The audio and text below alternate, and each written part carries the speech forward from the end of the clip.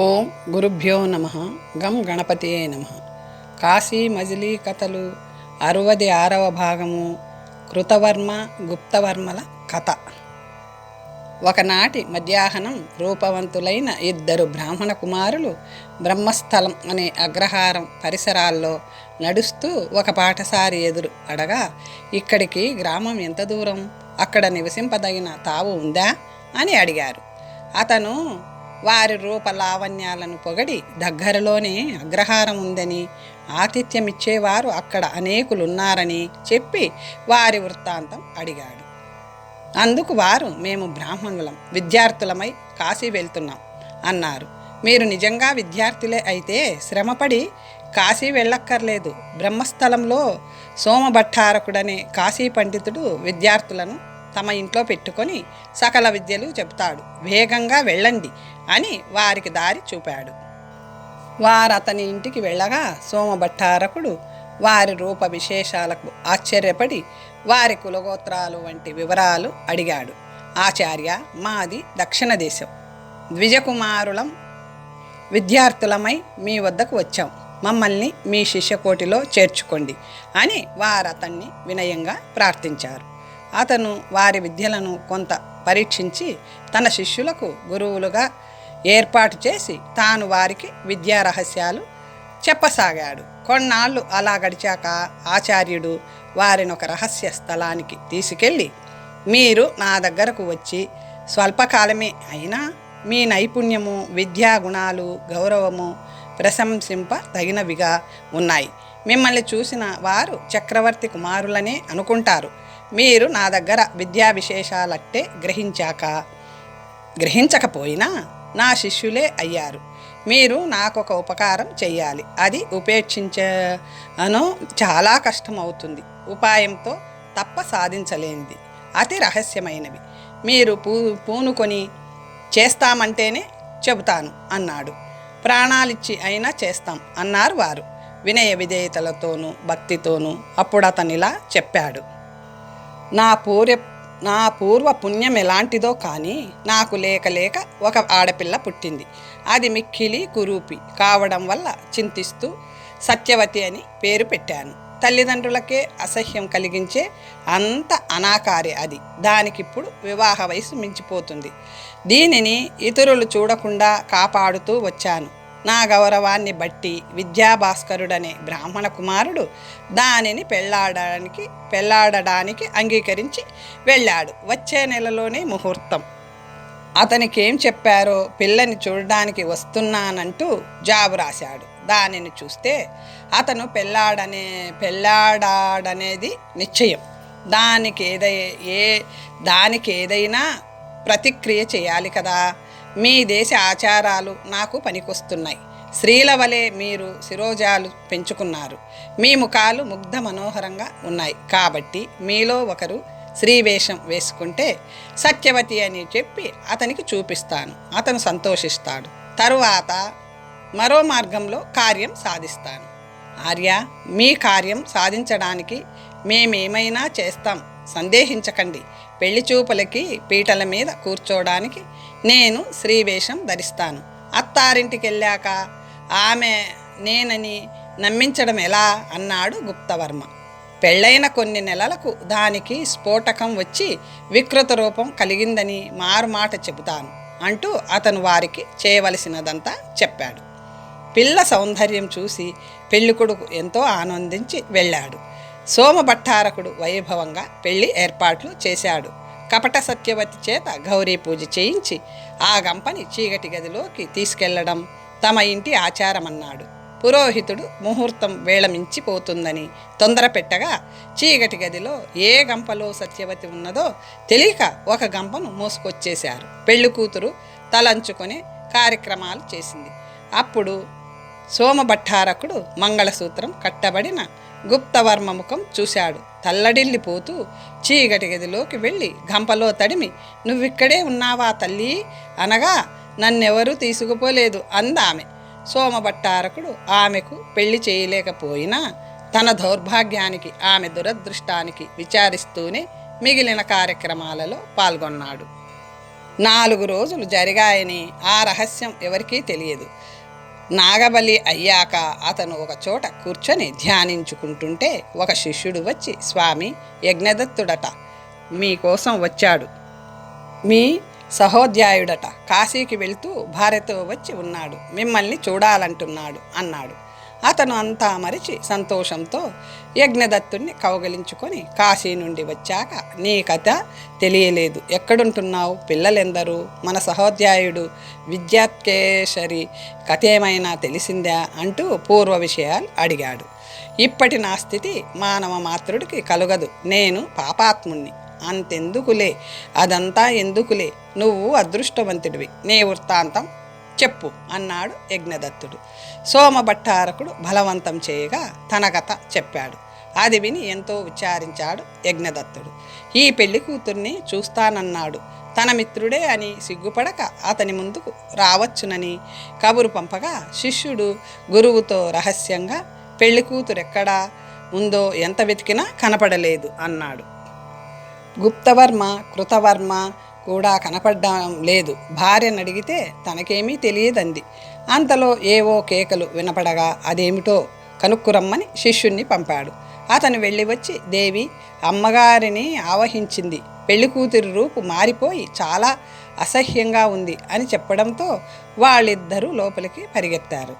అతని భార్య తల విరగబోసుకుని శివమాడుతూ భట్టారకుని చూసి, ఓరి మూర్ఖుడా, చిరకాలం నుండి నిన్ను కాపాడుతున్న కులదేవతనే మర్చిపోతావా, నీకు ప్రాయశ్చిత్తం చేశానులే, చూసుకో అంటూ సత్యవతిని అతని ముందుకు తోసింది.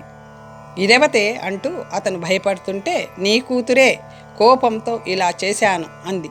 అప్పుడతను, తల్లి రక్షించు, అపరాధం చేశాం, బిడ్డ మీద తల్లి కోపిస్తుందా, నా చక్కని కూతురి నువ్వు చెప్పినట్లు చేస్తాం అని అనేక విధాల బ్రతిమాలాడు. ఆ వార్త తెలిసి వచ్చిన పెళ్లి కొడుకు సత్యవతి వికృత రూపం చూసి దుఃఖిస్తూ తను కూడా దేవిని ప్రార్థించాడు. అప్పటికి వారి ప్రార్థనలను అంగీకరించినట్లు కొంచెం శాంతించి, ఆ ఇల్లాలు, మూర్ఖులారా, మీరు పండితులైన పామరుల్లా నన్ను మరిచారు, మొదటి తప్పుగా మన్నిస్తున్నాను, జాగ్రత్తగా విని నేను చెప్పినట్లు చేయండి. ముందుగా నన్ను పూజించి సత్యవతికి మళ్ళీ పాణిగ్రహణ విధిని అంతా జరిపించండి. వివాహ దీక్ష అనంతరం నీ పుత్రిక మునపటి రూపు పొందుతుంది, ఏమాత్రం తేడా వచ్చినా సహించను అంది. విద్యాభాస్కరుడు, అమ్మయ్య, అమ్మవారికి దయ కలిగింది, మామగారు ఇక లెండి, మళ్ళీ వివాహ మహోత్సవం చేసుకుందాం అన్నాడు సంతోషంగా. సోమభట్టారకుడు గృహదేవతని ఆరాధించి మళ్ళీ పెళ్లి తంతు అంతా జరిపించాడు. విద్యాభాస్కరుడు సత్యవతి మెడలో మంగళసూత్రం కట్టి భార్యగా స్వీకరించాడు. దీక్ష అయ్యాక సత్యవతి రూపం ఎలా మారుతుందో చూద్దామని బంధువులందరూ ఉండిపోయారు. మామ అల్లుడు కులదేవతను ప్రార్థిస్తూ సత్యవతి రూపం ఇమ్మని ప్రార్థించారు. భట్టారకుడి భార్య మళ్ళీ శివమెత్తుతూ, మూర్ఖుడా, పండితుడవైనా నా మహిమను తెలుసుకోలేకపోయావు, క్షుద్రదేవతలా పూజించి చాలా అనాచారాలు చేశావు, నాకు నీ మీద దయ కలగదు, నీ కూతురి ఈ జన్మంతా ఇలాగే ఉంటుంది పో అంది. అప్పుడు అతను గోలున ఏడుస్తూ, అయ్యో, నా పుత్రిక ఇలా వికృతంగా ఉంటే ఎవరు భరిస్తారు, దీని బతుకు ఎలా గడుస్తుంది, దీనికి దిక్కెవరు అంటుంటే అల్లుడు అతని చేతులు పట్టుకొని, మామగారు దుఃఖించకండి, కట్టుకున్న వాడిని కనుక దీని భారమంతా నాదే, దైవికానికి మనమేం చేయగలం, దీనిని ప్రేమగా చూసుకుంటాను అని ప్రమాణం చేశాడు. యజ్ఞదత్తుడు, నేనెక్కడికి వస్తే అక్కడే కష్టాలు వస్తున్నాయి అనుకొని భట్టారకుని ఓదార్చి తాను భార్యతో వెళ్ళిపోయాడు. శశాంక మకరాంకుల కథ. రూపవతి, మనం ఇల్లు వదిలి 3 రోజులయ్యింది, చాలా దూరం వచ్చాం, కానీ గురువుగారు వారి భార్య కనపడలేదు.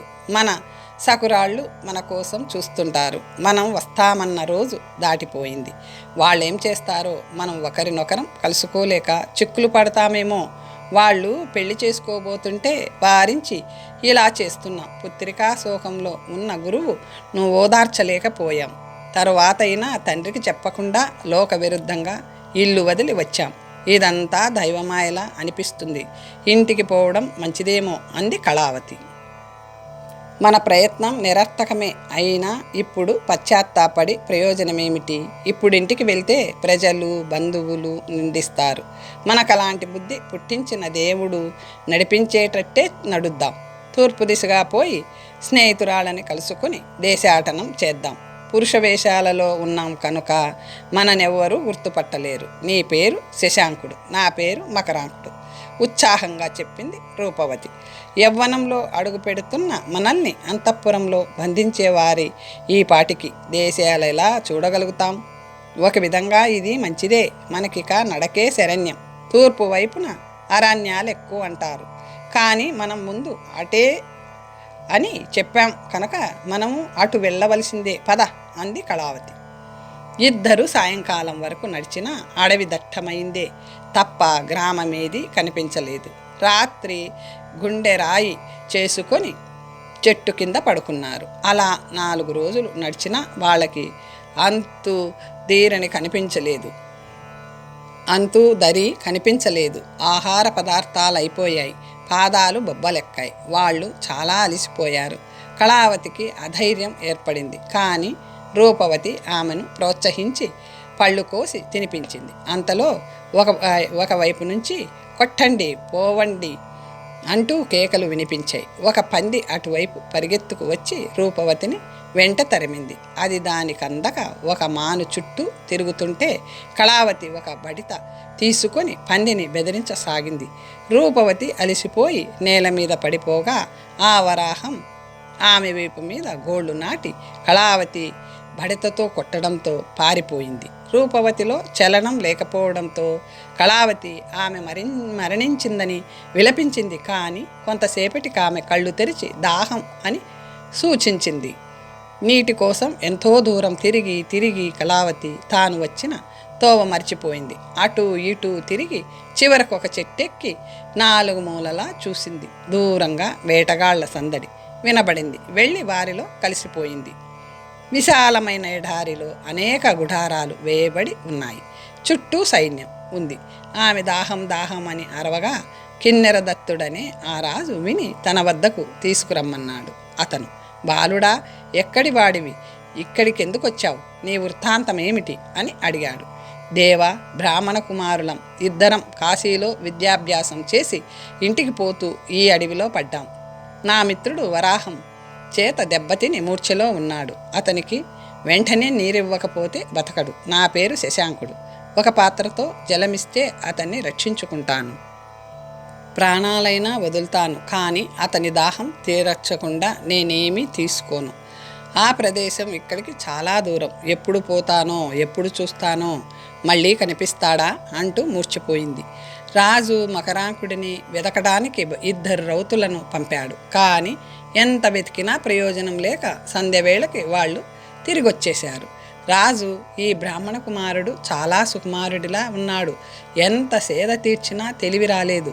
వైద్యులు పరీక్షించి చాలా రోజుల నుంచి నిద్రాహారాలు లేక ఉన్నాడన్నారు. ఇతను గుణసంపన్నుడని మాటలే చెప్పాయి. మిత్రుడి కోసం దాహం కూడా తీసుకోలేదు. ఇతనన్నట్లు ఆ మకరాంకుడు క్రూర జంతువుల బారిన పడి ఉంటాడు. ఇతన్ని మన పట్నం తీసుకెళ్ళి ఉన్నత దశ కల్పిద్దాం. ఇవాళ రాత్రి ప్రయాణం పెట్టించండి అన్నాడు మంత్రులతో. శోభావతి అనే తన రాజధానికి వెళ్ళాక శశాంకుడి పల్లకీని కూడా అంతఃపురానికి తీసుకుపోయి కిన్నర దత్తుడు తన భార్యతో, దేవి, ఇతని పేరు శశాంకుడు. వీని సౌందర్యం, విద్యలు, సుగుణాలు చాలా గొప్పవి. దైవికంగా దారి తప్పి మన సేనలో చేరాడు. సంతానం లేని మనకు ఇతనిని దైవమే ఇచ్చాడు. నా రాజ్యం వీడి ఆధీనం చేస్తాను. నువ్వు మీ అన్న కూతురు తారావళిని పెంచుతున్నావు కదా, ఈ సుగుణవంతుడికి ఆమెని ఇచ్చి పెళ్లి చేసుకో. అన్నీ ఆలోచించే ఇలా చేయదలుచుకున్నాను అన్నాడు రాజు. ఆమె కూడా చాలా సంతోషించింది. శశాంకుడికి ఆమె పరిచర్యలు చేస్తుంటే హా రూపవతి, సఖి అని పలవరించడం విని ఆశ్చర్యపోయింది. 4వ నాడు శశాంకుడికి సృహ వచ్చింది. కళ్ళు తెరిచి ఎదురుగా ఉన్న రాజపత్నిని చూసి, అమ్మా, మీరెవరు? నేనిక్కడికి ఎలా వచ్చాను? ఇది కళ, నిజమా అని అడిగేసరికి, నువ్వు నన్ను అమ్మా అని పిలిచావు కదా, నీకు నేను అమ్మనే, నువ్వు నా కొడుకువి. ఈ తారావళి నీ భార్య, నువ్వు చాలా అలసిపోయి ఉన్నావు, తర్వాత చెప్తాలే అంటూ మధుర పదార్థాలు అందించింది. అతనికి కొంచెం ఓపిక రాగానే గతం గుర్తొచ్చి రూపవతి కోసం పరిగెత్తబోగా అతని తల్లి అతన్ని ఆపింది. అతను తన మిత్రుడి గురించి చెప్పగా, రాజు నుంచి ముందే విన్నదవడం వల్ల నీ మిత్రుడి కోసం మా దూతలను పంపారు, ఇక్కడికే వస్తాడు, విచారింపకు అంది. అంతలో రాజు అక్కడికి వచ్చాడు. శశాంకుడు అతనిని గుర్తుపట్టి, తండ్రి, నా సకునకు నీళ్లు పంపారా, అతనేమయ్యాడు అని ఆత్రంగా అడిగాడు. వచ్చా, మా రౌతు అతనిని వెతికి పట్టి దప్పిక తీర్చి అతని మిత్రుడున్న చోటికి తీసుకెళ్తానని ఎంత చెప్పినా వినకుండా మరో తోవను పోవాలని ప్రయత్నించాడట. నువ్వు ఈ అడవిలో నడవలేవు, గుర్రం మీద కూర్చో, అడవి దాటిస్తాను అని అతన్ని అరణ్యం దాటించాడట. నువ్వు అతని కోసం చింతించక్కర్లేదు అన్నాడు రాజు.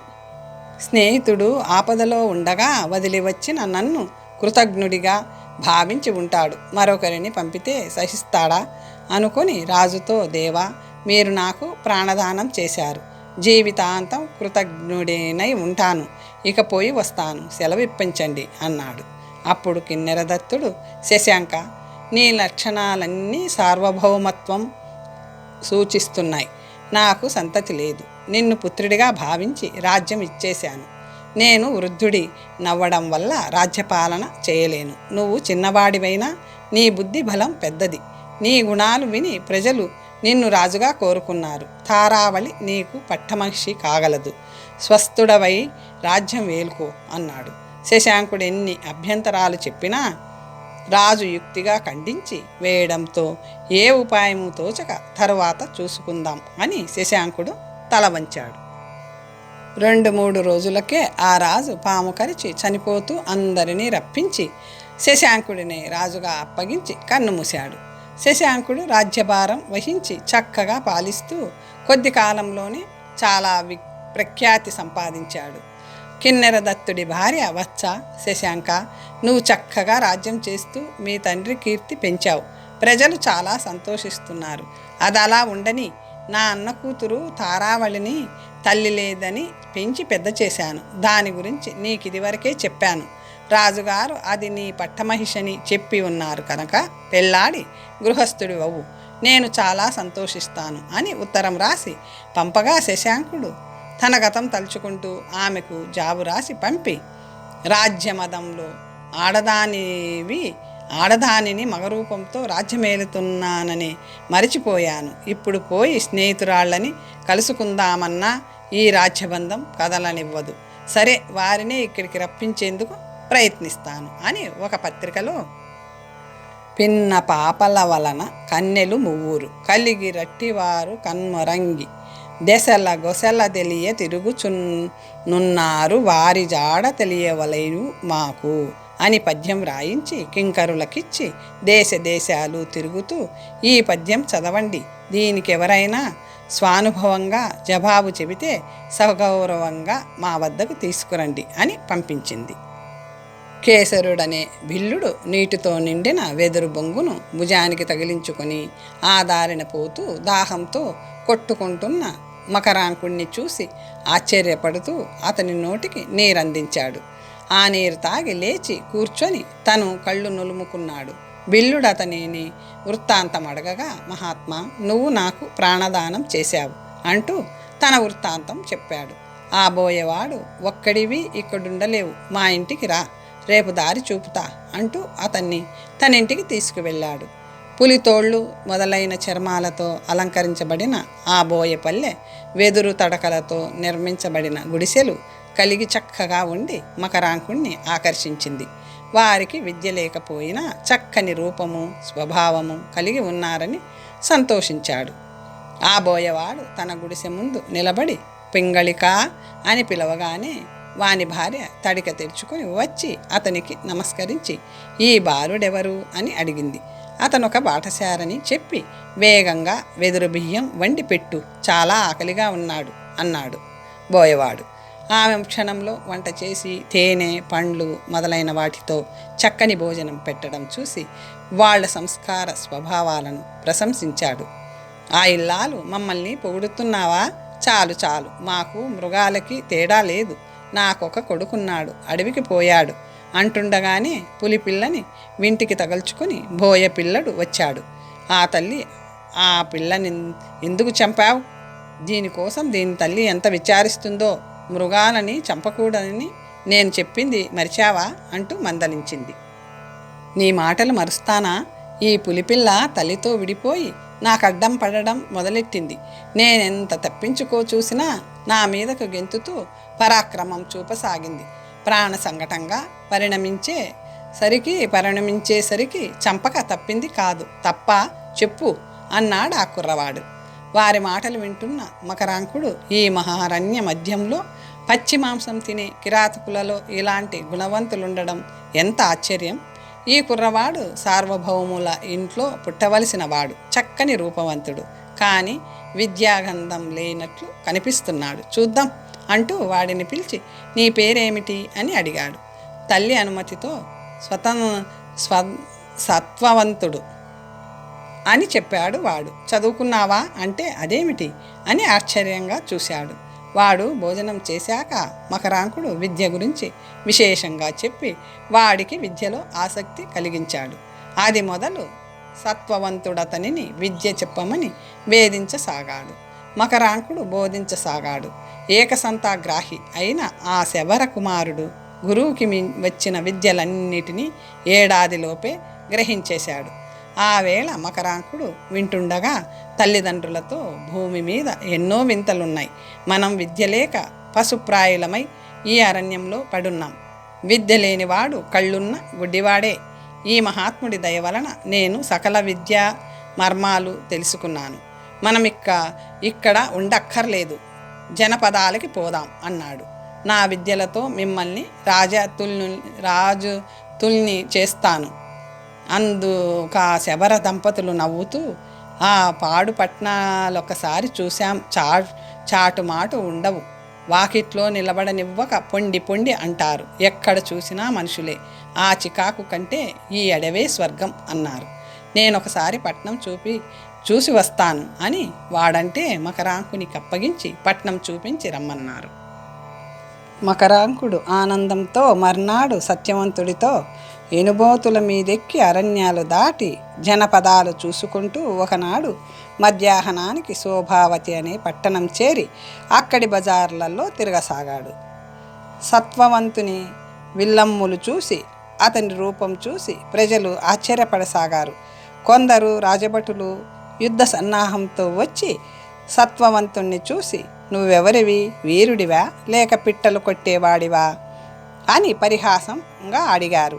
అతను కోపగించి, నేను వీరుడిని, కానీ మిమ్మల్ని పిట్టల్ని కొట్టినట్లు కొట్టగలను అన్నాడు. వారు మరింత కోపంగా, నీచుడా, మేం రాజుగారి సైన్యంలో ప్రధాన వీరులం, యుద్ధానికే వెళ్తున్నాం, మాకు మొక్కు లేకపోతే నీ శిరస్సును భూత బలిగా ఇస్తాం అని గద్దించారు. దానితో అతనికి కోపం వచ్చి నారి సంధించి 10 బాణాలు వేసి వారిని నలువైపులకు పరిగెత్తించాడు. ఆ విషయం విన్న రాజు, అలాంటి వీరుడు మీద కోపగించకూడదు, అతను అర్జునుడి వంటి వాడు కాకపోతే ఒక్కడు 10 మందితో ఢీకొంటాడా అని మంత్రులకి చెప్పి అనునయంగా అతన్ని తీసుకురమ్మన్నాడు. మంత్రులు వెళ్ళగా, నా మిత్రుడేదో పని మీద వెళ్ళాడు, అతనొచ్చాక వస్తాను, అతనికి ఇక్కడ జరిగింది తెలియదు అంటూ సత్వవంతుడు వారితో మాటలలో పడ్డాడు. ఎంతసేపటికి మకరాంకుడు రాకపోవడంతో గౌరవనీయులు తన కోసం నిరీక్షిస్తున్నారన్న మొహమాటంతో వేగం వచ్చేద్దామని వారి వెంట రాజుగారి వద్దకు వెళ్ళాడు. శశాంకుడు అతన్ని దూరం నుంచి చూసే మోహపరవశుడయ్యాడు. కానీ ఆ వికారం బయటకు తెలియనివ్వక ఎదురు నడిచి గౌరవిస్తూ పాణిగ్రహణం చేసి పీఠం మీద కూర్చోబెట్టి తాను ఎదురుగా కూర్చున్నాడు. మంత్రులు అతని గుణగణాలని శ్లాఘించారు. అప్పుడు శశాంకుడు, మహారాజా, ఇక్కడికి 10 యోజనాల దూరంలో సౌగంధికమనే నగరం ఉంది. దాని రాజు ప్రభాసాగరుడు. మా తండ్రికి అత్యంత ప్రీతిపాత్రుడు. అతని మీదకి చాలామంది రాజులు యుద్ధానికి రాబోతున్నారంటే మేమిప్పుడు కొంత సైన్యం పంపుతున్నాం. నువ్వు సర్వసేనానాయకుడివై అక్కడికి వెళ్ళి శత్రువులను జయించిరా అంటూ పొగిడాడు. అతను అంగీకరించేసరికి సర్వసేనాధిపత్యానికి పట్టాభిషిక్తుని చేసి ఒక గొప్ప గుర్రాన్నిచ్చాడు. సత్వవంతుడు రాజాజ్ఞతో శుభముహూర్తంలో సేనలతో సహా బయలుదేరాడు. ఆ హడావిడిలో అతనికి మకరాంకుని మాటే గుర్తులేదు. వాళ్ళు వెళ్తుండగా సౌగంధిపురం నుంచి రాజ ప్రముఖులు కొందరు ఎదురొచ్చి నమస్కరిస్తూ, దేవా, మా ప్రభువు మీ రాక కోసం ఎదురు చూస్తున్నారు. రాజపుత్రులందరూ ఏకమై వచ్చి ప్రభాసాగరుడితో యుద్ధం చేస్తున్నారు. సముద్రంలా ఎగిరి పడుతున్న శత్రుసేనలను ఎదిరించే సైన్యం మా వద్ద లేదు. మిమ్మల్ని వేగంగా తీసుకురమ్మని మమ్మల్ని పంపారులేండి, బయలుదేరండి అన్నారు. సత్యవంతుడు చిరునవ్వుతో, మీ రాజుకేమీ పర్వాలేదు, నేను వచ్చి విజయం కలుగజేస్తాను. కానీ మీ రాజుకు అందరితో వైరం ఎందుకు కలిగింది అని అడిగాడు. దూతలు ఆ వృత్తాంతం చెప్పసాగారు. సౌగంధిక కథ. మా ప్రభువుకి లేక కలిగిన సంతానం సౌగంధిక. ప్రాయం వచ్చేసరికి ఆమె అత్యంత సౌందర్యవతిగా ప్రసిద్ధి చెందింది. ఎందరు రాజకుమారులు చిత్రపటాలు తెప్పించి చూపించినా పరిహాసపూర్వకంగా నిరసించేది. చివరకు ఎలాగో ఒప్పించి స్వయంవరం చాటించగా వేల కొద్ది రాజకుమారులు తరలి వచ్చారు. ఆమె వారి వివరాలు వింటూనే, వారిని చూస్తూనే సభాభవనం దాటిపోయి ఒక అశోక వృక్షం కింద ఆ స్వయంవరం వింత చూస్తూ నిలబడిన విప్రకుమారుణ్ణి ఓరగా చూస్తూనే అతని వివరాలు కూడా అడగకుండా అతని మెడలో చటుక్కున వరమాల వేసింది. లేచిన వేళ మంచిది కావడం కంటే అతనిలో గొప్పతనం ఏమీ లేదు. అతను ఒక బ్రాహ్మణ కుమారుడు, విద్యార్థిగా కాశీ పట్టణానికి వెళ్తున్నాడు. రాజు జరిగిన సంఘటనకు యువరాణిని ఏమీ అనలేకపోయాడు. కానీ స్వయంవరానికి వచ్చిన రాజకుమారులందరూ కోపంతో ఏకమై నగరాన్ని ముట్టడించారు. ప్రభాసాగరుడు ఒంటరిగా అందరితో పోరాడలేక అతని సన్నిహిత మిత్రుడైన కిన్నరదత్తుని పుత్రునికి ఈ వార్త తెలిపాడు. అతను మిమ్మల్ని పంపుతున్నాడు. అది విని సత్వవంతుడు సేనలతో వేగంగా వెళ్ళాడు. అంతలోనే శత్రురాజులు ప్రభాసాగరుని ఓడించి బంధువులతో కూడా బందిఖానాలో పెట్టారని వార్త తెలిసింది. అతను గుర్రం మీద 2 గడియలలో సౌగంధికా నగరం ప్రవేశించి అడ్డం వచ్చిన వారందరినీ అంతమొందిస్తూ కోటలో ప్రవేశించి అక్కడి రాజపుత్రులను కొందరిని చంపి, కొందరిని కొట్టి, కొందరిని పట్టి బంధించి ఒక్క పూటలో శత్రువులందరినీ జయించి ప్రభాసాగరుణ్ణి మళ్ళీ సింహాసనం మీద కూర్చోబెట్టాడు. నరేంద్ర, నేను కిన్నరదత్తుడికి పుత్రునకు మిత్రుడను. సత్వదేవుడిని స్నేహితుడు చెప్పగా వచ్చాను. ఇంత పొగడాలా? నాకు మీ రాజ్యంతో పని లేదు, నేను వెళ్తాను, అనుమతించండి అన్నాడు సత్వవంతుడు. ఒక్కడివి అందరిని జయించావంటే నువ్వు దేవసమానుడివే. విజయాభినందనకై ఎల్లుండి సభ చేయబోతున్నాను. అప్పుడు మేమిచ్చే సత్కారము, ఆతిథ్యము స్వీకరించి మమ్మల్ని ఆనందింప చేయాలి అని వినయంగా ప్రార్థించాడు మహారాజు. అప్పటితో వేల మించిందని తక్కిన కథను తర్వాత మజిలీలో మణిసిద్ధుడు చెప్పసాగాడు. కమల కథ. ప్రభావతీపురంలో అతి పెద్దదైన విశ్వేశ్వరాలయం ఒకటుంది.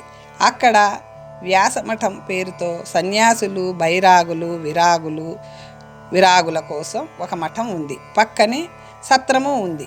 అక్కడ రకరకాల బైరాగులు ఉంటారు. అక్కడికి ఒకనాడు చాలా అందమైన కమల అనే పేరుగల బాలయోగిని వచ్చింది. ఆమెను చూసి ఇంత చక్కనిది చిన్నతనంలోనే ఎందుకు విరక్తి చెందిందో, ఈమె ఎవరికి సేవ చేస్తుందో అతనే ధన్యుడు అనుకున్నారు. ఆమె మఠం అంతా తిరిగి అందరి గురించి తెలుసుకొని చిదంబర యోగి ఉత్తముడని అతనికి నమస్కరించి అతను అడగగా, నేను విరక్తి చెంది మీ పాదాలు ఆశ్రయించాలని వచ్చాను. కొంతకాలం మీ శుశ్రూష చేస్తాను, నన్ను ఉద్ధరించండి. ఈ యోగులలో మీరే అత్యుత్తములు అని ప్రార్థించింది. అతను అంగీకరించాడు. ఆమె అతని నుంచి వేదాంత తత్వ విశేషాలు తెలుసుకోసాగింది.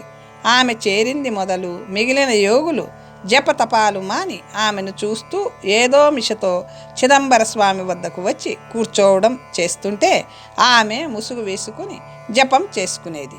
ఒకనాడు కిన్నరదత్తుని భార్య తారావళిని తీసుకుని రహస్యంగా ఆ మఠానికి వచ్చి అందరికీ వందనాలు చేసి చిదంబర యోగి వద్దకు వెళ్ళింది. ఆమె వృద్ధరాజుగారి భార్య అని తెలిసి అతను ఆమెనెంతో గౌరవించి ఆ మఠం చక్కగా నడుస్తుందని, అది కట్టించిన వారి వంశాన్ని పొగిడి ఆమెకి ఏదైనా అభిలాష ఉంటే చెప్పమన్నాడు. ఆమె తారావళి వివరాలు చెప్పి రాజు చేరదీసిన వాడీమెనెందుకు పరిణయం చేసుకోకుండా దాటవేస్తున్నాడో సర్వజ్ఞులైన మీరే చెప్పాలి, అలాగే మా కార్యం సఫలమయ్యేలా చూడాలి అంది. అప్పుడే కమల స్నానం చేసి అక్కడికి వచ్చింది. చిదంబర యోగిని ఆమె ఎవరని రాణి అడగగా తన శిష్యురాలని తత్వోపదేశం చేస్తున్నానని చెప్పాడు. నువ్వెందుకు చిన్నతనంలోనే విరక్తి చెందావు? నీ తల్లిదండ్రులు ఎవరు? నీకు పెళ్ళయిందా అని రాణి ఆమెనే అడిగింది. కమల నవ్వుతూ వెనకటి వృత్తాంతం చెప్పకూడదు, తలుచుకోకూడదు, నాకందరూ ఉండేవారు, ఇప్పుడెవరూ లేరు, విరక్తికి వయసుతో నిమిత్తమేమిటి అంది. రాణి ఆమె మాటలకు సంతోషించి ఆమె మీది ప్రేమతో మంచాలు పరుపులు మొదలైనవి పంపింది. గురువు నేల మీద పడుకుంటే శిష్యురాలు మంచం మీద ఎలా పడుకుంటుంది అని ఆమె అనడంతో వ్రత విరుద్ధమైన ఆనాటి నుంచి ఆ యోగి మంచం మీద పడుకోసాగాడు. తరువాత కథ వచ్చే భాగంలో తెలుసుకుందాం. ఓం స్వస్తి.